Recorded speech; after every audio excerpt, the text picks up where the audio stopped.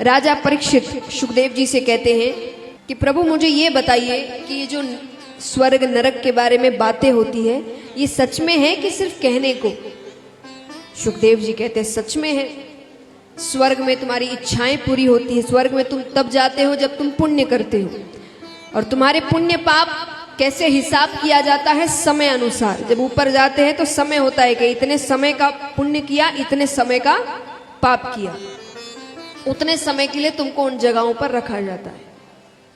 अच्छा, स्वर्ग में क्या होता है? बोले स्वर्ग में तुम्हारी इच्छाएं पूरी होती है, तुम्हें जो चाहिए वो मिलता है, जो इच्छा चाहते हो वो पूरी कर सकते हो। नरक में क्या होता है? बोले नरक में तुम्हें दंड दिए जाते हैं, क्योंकि नरक एक या दो नहीं, कुल 28 नरक लोक हैं। जैसे पाप करो वैसा दंड मिलता है। उदाहरण कैसे दंड मिल सकते हैं? तो आइए मैं आपको उदाहरण देती हूं। मैं सच्चे दंड नहीं बता रही, उदाहरण स्वरूप बता रही हूं। किसी को डराने की इच्छा नहीं है मेरी। तो घर में हम जब थोड़ा धूल बैठ जाए तो साफ करते हैं।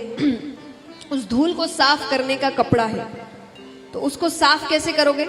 उस कपड़े को अगर साफ करना है तो कैसे करोगे?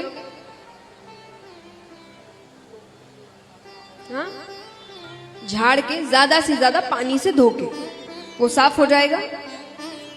अब मान लीजिए पोछे का कपड़ा है, उसको कैसे साफ करेंगे? हाँ, साबुन लगाएंगे, उसमें जो भी ऋण इत्यादि होते हैं वो साबुन लगाएंगे, थोड़ा उसको साफ करेंगे, थोड़ा निचोड़ेंगे, तब जाके वो साफ होगा। अब मान लीजिए रसोई घर का कपड़ा है जिसमें तेल की चिकनाई है, उसको कैसे साफ करेंगे? गरम गरम खोलते हुए पानी में डाला जाएगा, कॉस्टिक सोडा इत्यादि डाला जाएगा, खूब कूटनी से पीटा जाएगा,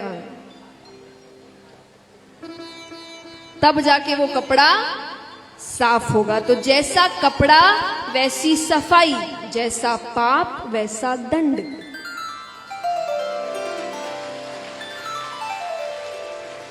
अब ये सब सुन के तो राजा परीक्षित बहुत डर गए। राजा परीक्षित कहते हैं कि प्रभु ऐसा हो सकता है कि जीव पाप भी करे और नरक भी ना जाए? नहीं, सुखदेव जी कहते ऐसा कुछ नहीं हो सकता। अरे बोले कोई तो तरीका होगा, कोई तो तरीका होगा। सुखदेव जी कहते हैं आप पापियों का भी कल्याण चाहते हैं, एक तरीका है, सुनने में बहुत आसान, करना उतना ही कठिन। कौन सा तरीका? अंत समय में अगर मुख से भगवान का नाम ले ले तो वो व्यक्ति नरक नहीं जाता। कितना आसान लग रहा है ना? यहां आधे से ज्यादा सोचेंगे मेरा काम तो हो गया, पर जन्म जन्म मुनि जतन कराही, अंत राम कही आवत नहीं। कितनी भी कोशिशें कर लो, अंत समय में भगवान का नाम लेना इतना आसान नहीं है, बड़ी मुश्किल होती है। पहली चीज तो सुना है ऐसा, पता तो किसी को नहीं है, तो जब अंत समय आएगा तभी पता चलेगा। तो सुना है कि अत्यंत पीड़ा होती है उस वक्त जब अंत समय आता है, बहुत पीड़ा होती है शरीर में, तो उससे ध्यान नहीं हटता। और उससे अगर ध्यान हट जाए तो ध्यान कहाँ जाता है? पति से मिल लूं या पत्नी से मिल लूं, बच्चे से मिल लूं, उससे मिल लूं, इससे मिल लूं, माँ बाप से मिल लूं, पोते से मिल लूं, पोती से मिल लूं, परिवार में ही चीजें घूमती रहती। भगवान दूर दूर तक किसी के ख्यालों में नहीं आते, तो काफी मुश्किल है। अब राजा परीक्षित कहते हैं तो प्रभु ऐसा किसी के साथ हुआ है? क्योंकि हम सांसारिक लोग हैं, जब तक प्रूफ ना मिले आपको सच्चा नहीं माना जाता है ना? सच साबित करने के लिए भी। तो उन्होंने कहा कि ऐसा कोई है जिसके साथ ये हुआ है? सुखदेव जी कहते हैं कन्नौज नगरी में एक ब्राह्मण रहते थे, उनके एक पुत्र हुआ अजामिल। छोटा सा पुत्र, उसको अच्छे संस्कार दिए। अब वो थोड़ा धीरे धीरे बड़ा हो रहा है। खेलते खेलते एक बार वन की ओर गया। वन में उसने एक शूद्र दंपत्ति को संभोग करते हुए देख लिया। बच्चा है, बुराई मन में प्रवेश कर गई। वो उम्र नहीं थी देखने की। अब जब एक बुराई आती है ना, तो ये एक चुंबक की तरह है, वो अपने भाई बंदों को बुला ही लेती है। तो धीरे धीरे उसमें सारे अवगुण आने लगे। उसकी जैसे जैसे उम्र बढ़ रही है, वो मदिरापान करे, वो नशा करे, वो चोरी करे। पिता की मृत्यु हो गई तो चोरियां डकैतियां बनी। बड़ा महल खड़ा किया, बहुत सी स्त्रियां उसके साथ रहती। उसी गांव में एक बार एक संत 100 वर्षों की तपस्या करके उठते हैं। तो उन्होंने लोगों से पूछा कि यहाँ किसी ब्राह्मण का घर है क्या? लोगों ने कहा ब्राह्मण तो है, पर ब्राह्मण कहलाने लायक नहीं है। उन्होंने कहा मुझे क्या करना है, मुझे एक रात बितानी है बस। ठीक है। अब उसका इतना बड़ा महल था, इतने कमरे थे, उसने एक कमरा दे दिया। अब क्योंकि वो सिद्ध ऋषि थे, उन्होंने रात्रि में ही सब कुछ जान लिया, ये कौन है, क्या किया, कैसे क्या हुआ। सुबह उठते हैं, उन्होंने कहा कोई वरदान चाहिए, तुमने मेरी मदद की। कुछ नहीं चाहिए, बोले सब है मेरे पास। ठीक है, तुम मेरा एक और काम करोगे? बोले बताइए क्या काम? तुम्हारी पत्नी को भी 10वां गर्भ है। बोले हाँ है। तो उससे जो बालक होगा उसका नाम नारायण रखना। क्या रखना? नारायण। उसने कहा ठीक है। ऋषि चले गए। कुछ समय बाद बालक होता है, तो जैसा उसने वचन दिया था, उसने उस बच्चे का नाम नारायण रखा। अब क्योंकि घर का सबसे छोटा बच्चा है, उसमें मोह ज्यादा है, तो अब वो दिन भर उसके मुख में एक ही नाम, नारायण इधर आना, नारायण कहाँ गया, नारायण को खिलाना, नारायण को घुमाना, नारायण को सुलाना, नारायण नारायण नारायण, दिन भर नारायण। समय बीतता है, अंत समय आता है उसका। अब यम के दूत आए उसको लेने के लिए, उसको खींचने लगे, तो वो जोर से डर के मारे चिल्लाता है नारायण मुझे बचाओ, नारायण मुझे बचाओ।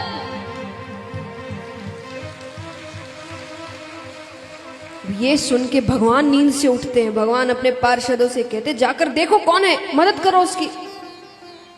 वो जाते हैं। अब भगवान के पार्षदों को देखकर यम के दूत भाग गए। अब यमराज भगवान के पास, उसकी मृत्यु तो टल गई, यानी वो नरक नहीं गया। अब यमराज भगवान के पास गए कि प्रभु आपके किसी भक्त का अंत समय होता है, मैं नहीं जाता, पर ऐसे पापी के लिए आपके पार्षद आए। भगवान कहते हैं पापी हो कि पुण्य करने वाला हो, तुम्हें पता है जो अंत समय में मेरा नाम ले ले वो नरक नहीं जाता। अरे यमराज कहे वो आपका नाम नहीं ले रहा था, वो अपने पुत्र नारायण का नाम ले रहा था। भगवान कहे पुत्र समझकर, पिता समझकर, मित्र समझकर, शत्रु समझकर, नाम तो मेरा ही ले रहा था।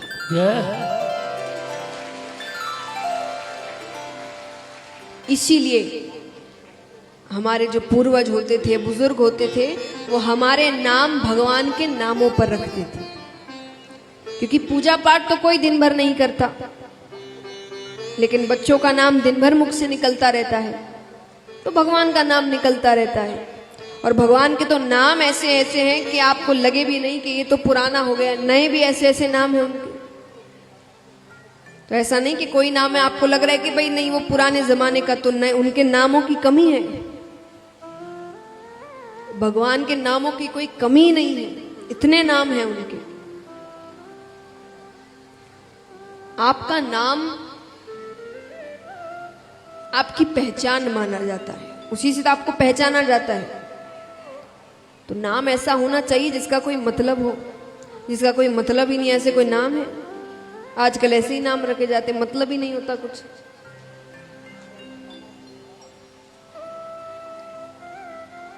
और देखिए भगवान के भी ये सब तरीके हैं अपने भक्तों को अपने करीब लाने के। एक बात बताइए, ये सब करने की उनको क्या जरूरत है?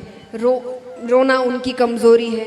भगवान कहते एक बार मुझे रोकर पुकार लो, मैं सारे पाप काट दूंगा। अंत समय मेरा नाम ले लो, मैं नरक नहीं भेजूंगा। ये सब भगवान के तरीके हैं, लालच दे रहे हैं आपको कि उनके पास आओ।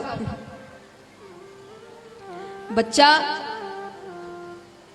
कई बार होता है ना कि माँ घर के काम काजों की वजह से थोड़ी चिड़चिड़ी हो जाती है, तो कोई जो छोटा बच्चा हो उसको थोड़ा डांट देती है या हाथ उठा लेती है, तो वो डर जाता है। छोटा बच्चा जो नादान होता है, फिर वो आपके पास जल्दी से नहीं आता, डरता है। तो आप क्या करते हो? उसको लालच देते हो, नहीं डांटो, आइसक्रीम खिलाऊं, इधर घुमाने लेके जाऊं, इधर, तभी वो आपके पास आता है। तो हम सब भी ऐसे ही हैं, थोड़ा सा दुख आया नहीं कि दूर भाग जाते हैं। तो भगवान लालच देते हैं, पाप काट दूंगा, इधर स्वर्ग भेजूंगा, अरे मेरे पास आ तो सही। क्योंकि भगवान कहते हैं मैंने इनको नहीं छोड़ा, इन्होंने मुझे छोड़ा है। वे तो मेरे बच्चे हैं, मैं अपने बच्चों को छोड़ सकता हूं क्या? भगवान कहते हैं ममे वांसो जीव लोके जीव भूत सनातन, कि ये जितने हैं ना ये सब मेरे अंश है, सब में मेरा अंश है। अपने अंश को कोई त्याग सकता है क्या? तो भगवान कहते इन्होंने मुझे छोड़ा है। तो भगवान को अपना बनकर पुकारो।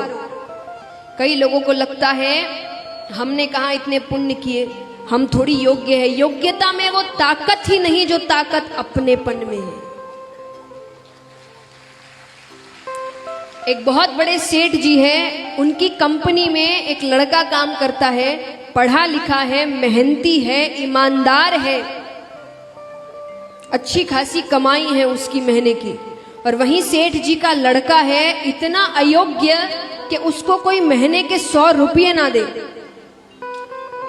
लेकिन जब सेठ जी की मृत्यु होती है तो सेठ जी की जो पूरी जायदाद है वो किसके नाम पर जाती है? किसके नाम पर जाती है? वो कर्मचारी बेटे के। क्यों? वो अपना है।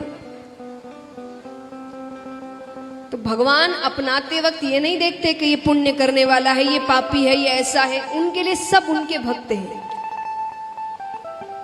तो भगवान को अपना बनकर पुकारो।